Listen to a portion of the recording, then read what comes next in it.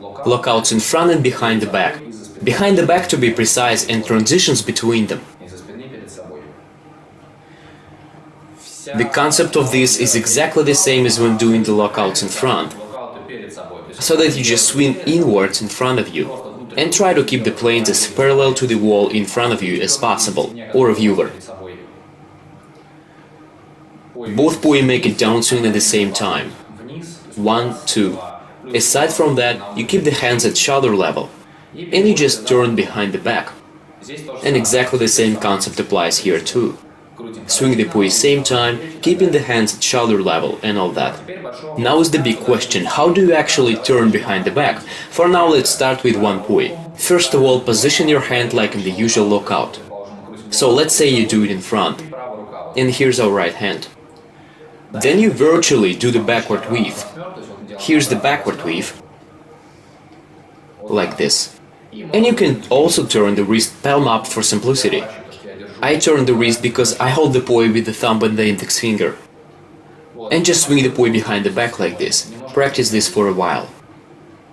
And just try to feel how it goes. If it didn't work for you, just stop the poi, position on the right side and start swinging backwards behind the back. Then move the poi in front and back, so that you have the backwards weave, but on the side.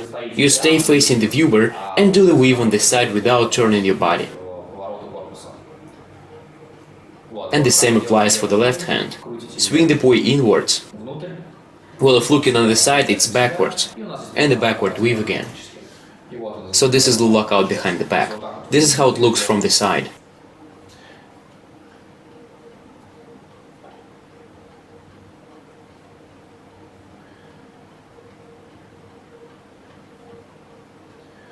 And when doing with both hands. Oh yeah, first of all, you can try to do the lockout behind the back straight away, or try to transition from spinning in front to behind the back.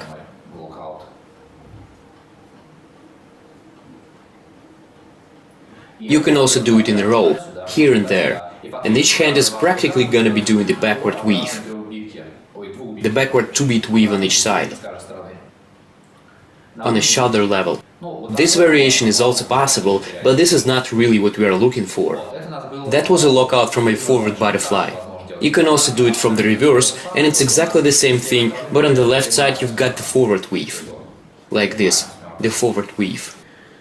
For the rest, it's the same concept. And a bit more challenging are split time lockouts. You've tried to swing the poi in both directions, so it should be clear what to do with each hand. But if you swing both poi to the left, on the left side you've got the forward weave, and on the right the backward,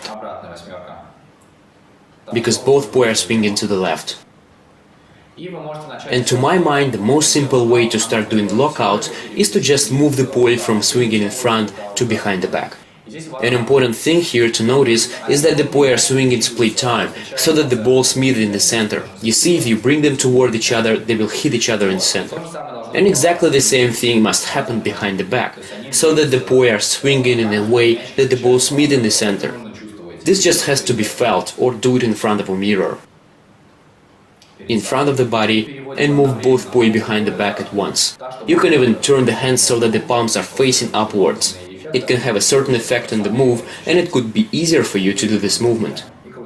Turn the hands and spin behind the back, and back and front, then behind. Then you can do it in a row. 1, 2, meet in front and behind, in front, behind. Keep at the shoulder level. The same thing applies for spinning to the opposite side. Exactly the same, but now on the left side it's going to be the backward weave, and on the right the forward weave. Swing in front, then bring them behind. Turning the hands a little, bring in front and behind, alternating. So now you've got the lockouts, in front and behind the back. Good luck!